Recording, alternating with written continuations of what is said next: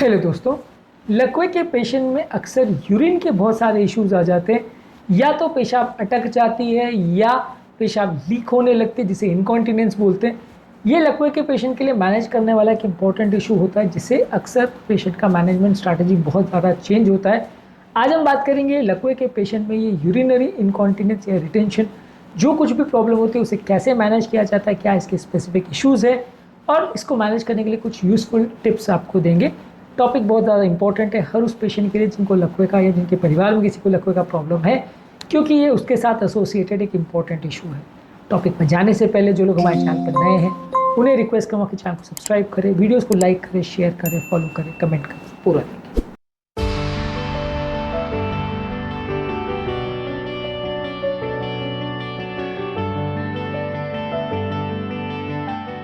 इस टॉपिक का हर एक पॉइंट बहुत ज़्यादा वैलिड और इंपॉर्टेंट है, इसलिए वीडियो को एंड तक देखिएगा। चलिए शुरू करते हैं इंपॉर्टेंट वीडियो। सबसे पहला, एक पेशेंट का डिटेल मेडिकल इवैल्यूएशन ज़रूरी है, जिसमें पेशेंट का डिटेल मेडिकल हिस्ट्री, उसका फिजिकल एग्जामिनेशन, उसके डायग्नोस्टिक टेस्ट, यूरिन एनालिसिस, पेट का अल्ट्रासाउंड, यूरोडायनेमिक स्टडी जिसमें पेशाब कितनी बन रही है, कितनी आ रही है, ये सारी चीज़ों का प्रॉपर असेसमेंट किया जाता है।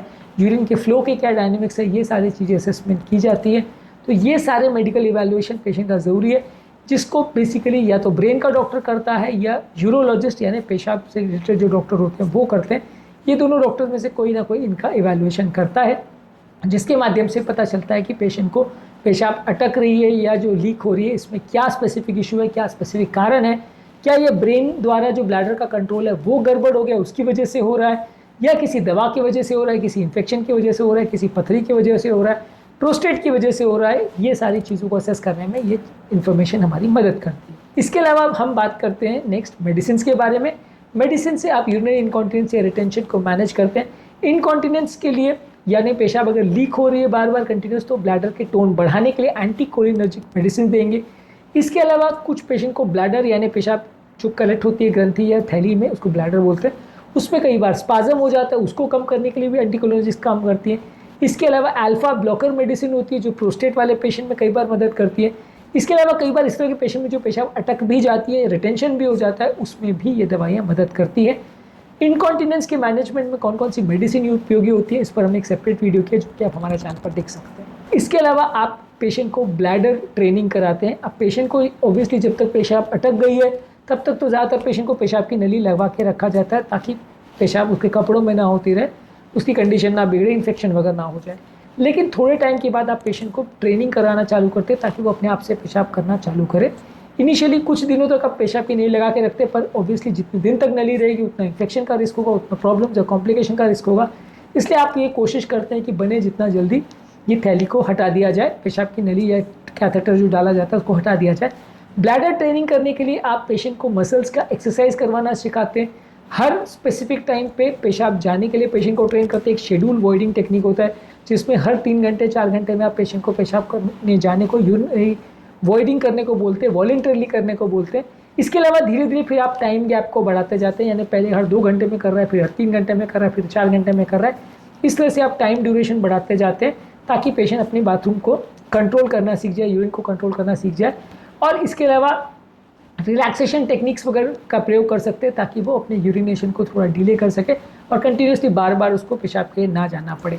इसके अलावा आप पेशेंट को इंकरेज करते हो पेल्विक फ्लोर मसल्स की एक्सरसाइज करने के लिए, केजल एक्सरसाइज जिनको बोलते हैं, जिसमें जो पेशाब की जो नलियाँ हैं उसके आसपास की जो मसल्स हैं उनको आप कंटिन्यूसली ट्रेन करते हैं, जिससे ब्लैडर का कंट्रोल इंप्रूव होता है, यूरिनरी इनकॉन्टिनेंस के सिम्टम्स में कुछ फ़ायदा मिलता है। इसके अलावा आप पेशेंट की फ्लूइड मैनेजमेंट पर ध्यान देते हैं। बहुत ज़्यादा फ्लूइड पिलाने से इनकॉन्टिनेंस हो सकता है, रात को पानी पिलाने से बार बार रात को पेशाब जाने का प्रॉब्लम हो सकता है। तो इसलिए आप पेशेंट को इनकरेज करते हैं कि दिन के टाइम पानी पिए, बहुत ज़्यादा पानी नहीं पिए, बैलेंस पानी पिए, और जितने बार पेशाब जा रहे हैं उसके हिसाब से ही पानी पिए। यदि यूरिन बहुत ज़्यादा हो रहा है तो ज़्यादा पानी पीना है, कम हो रहा है तो कम पानी पीना है, यानी कितने बार यूरिन हो रहा है, कितनी मात्रा में यूरिन हो रहा है, उसको प्रॉपरली मैनेज करिए। इसके अलावा पेशेंट को बाथरूम में जाने को उसको मैनेज कैसे करना है, इसके लिए भी पेशेंट को ट्रेन करना ज़रूरी है, क्योंकि लकवे के पेशेंट में अक्सर पेशेंट अपना यूरिनरी मैनेजमेंट प्रॉपर नहीं कर पाते हैं। कपड़ों में पेशाब हो जाती है या बाथरूम जाते हैं तो प्रॉपर मैनेज नहीं कर पाते, खड़े नहीं हो पाते, गिर जाते हैं। तो ये सारी चीज़ों को आपको मैनेज करना है। बाथरूम में कमोड्स प्रॉपर होने चाहिए, पकड़ने के लिए ग्रैब रेल्स होने चाहिए, टॉयलेट सीट ज़मीन से ऊपर होनी चाहिए, कुछ स्पेसिफिक चीज़ें होनी चाहिए, या कई बार बेड साइड कमोड वगैरह भी देना पड़ता है पेशेंट को, ताकि पेशेंट अपना यूरिन का काम कर सके या मोशन का काम मैनेज कर सके और उसको बार बार बाथरूम जाने की या इसके लिए परेशानी ना हो बाथरूम जाना तो भी मैनेज किया जा सके। तो ये सारी चीज़ों के लिए कुछ असिस्टिंग चीज़ें भी करवाई जाती है और उसके लिए ट्रेनिंग तो दी ही जाती है। इसके अलावा बहुत ज़्यादा अगर किसी को इनकॉन्टिनेंस हो रहा है और बार बार कपड़ों में पेशाब छूट रही है तो ऑब्जॉर्बेंट पैड्स या बच्चों के लिए जैसे डाइपर यूज़ किए जाते हैं वैसे डाइपर कुछ दिनों के लिए इनको दिया जाता है। ऑब्वियसली डाइपर्स को चेंज करना, क्लीन करना, मैनेज करना ये भी एक इंपॉर्टेंट चीज़ है। आप सिर्फ डाइपर लगा कर छोड़ दोगे 2-4 दिन तक तो वो यूरिन हो के उसमें इन्फेक्शन हो जाएगा। इसलिए उनको जैसे बच्चों का मैनेजमेंट किया जाता है डाइपर का वैसे बड़ों के लिए भी मैनेज करना ज़रूरी है। ऑब्वियसली बच्चों के लिए लोग पेरेंट्स बहुत ज़्यादा केयरफुल होते हैं तो वो बहुत ईजीली ये सब कर लेते हैं। बड़ों को अक्सर इसका प्रॉब्लम ज़्यादा झेलना पड़ता है क्योंकि बड़ों के लिए केयर उतना फैमिली वाले कई बार नहीं करते। हालांकि कई फैमिलीज़ में होता भी है केयर, लेकिन ये थोड़ा सा बड़ों के लिए मुश्किल हो जाता है, बड़ों के लिए मैनेजमेंट उल्टा मुश्किल हो जाता है। इसलिए बड़ों को भी उतना ही केयर की ज़रूरत होती है जब इनकॉन्टिनेंस हो जाता है जितना कि बच्चों को लगता है। इसके अलावा अगर मोशन का उनको रेगुलरिटी है उसके भी उनको आदत दिलवाने की ज़रूरत है कि अगर किसी व्यक्ति को कॉन्स्टिपेशन है या बाउल का भी कोई प्रॉब्लम आ रहा है तो उसको भी मैनेज करने की ज़रूरत है क्योंकि कई बार ये दोनों प्रॉब्लम साथ में आती है। इसके लिए उनको अच्छा पानी लेने को बोलिए, बाउल हैबिट्स को भी रेगुलाइज करने बोलिए, सलाद ज़्यादा खाएंगे, कॉन्स्टिपेशन के लिए भी आप दवाई दे सकते हैं। तो ये दोनों को साथ में ही अक्सर मैनेज किया जाता है।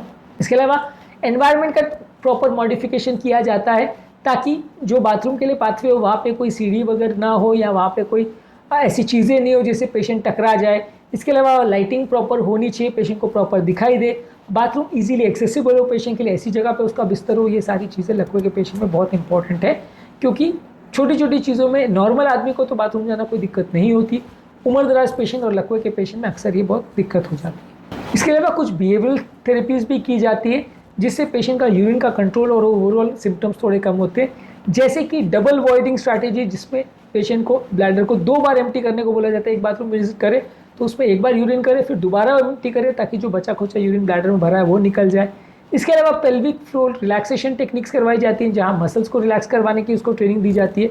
इसके अलावा अगर यूरिन बार बार हो रहा है तो कुछ डिस्ट्रैक्शन टेक्निक्स पेशेंट को बताई जाती है जिससे वो अपना मन डिस्ट्रैक्ट कर सके और यूरिन के कंट्रोल को बेटर वे में मैनेज कर सके। तो ये डिस्ट्रैक्शन टेक्निक्स जो बिहेवियरल थेरेपी में आती है ये सारी चीज़ें भी कई बार आपको ट्रेनर सिखाते हैं और ये सारी चीज़ों के बारे में पेशेंट को और उसके केयर गिवर को यानी उसके जो परिवार में ध्यान रख रहा है दोनों को ही ट्रेन करना ज़रूरी है क्योंकि ये सारी चीज़ें पेशेंट को खुद भी मैनेज करना आना चाहिए, रिलेटिव को भी मैनेज करना चाहिए और दोनों को मैनेज करने के लिए प्रॉपर आपको इनकरेज भी करना ज़रूरी है क्योंकि कई बार लोग डिप्रेशन में चले जाते हैं, पेशेंट भी और उसके अटेंडेंट्स भी, और थोड़े दिन के बाद केयर गिवर बर्नआउट हो जाता है जहाँ रिलेटिव्स केयर करना बंद कर देते हैं।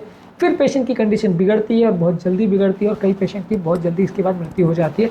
इसलिए रिलेटिव्स को भी इंकरेजमेंट देना और पेशेंट को भी इंकरेजमेंट करना, डिप्रेशन से बाहर निकालना बहुत ज़्यादा ज़रूरी है।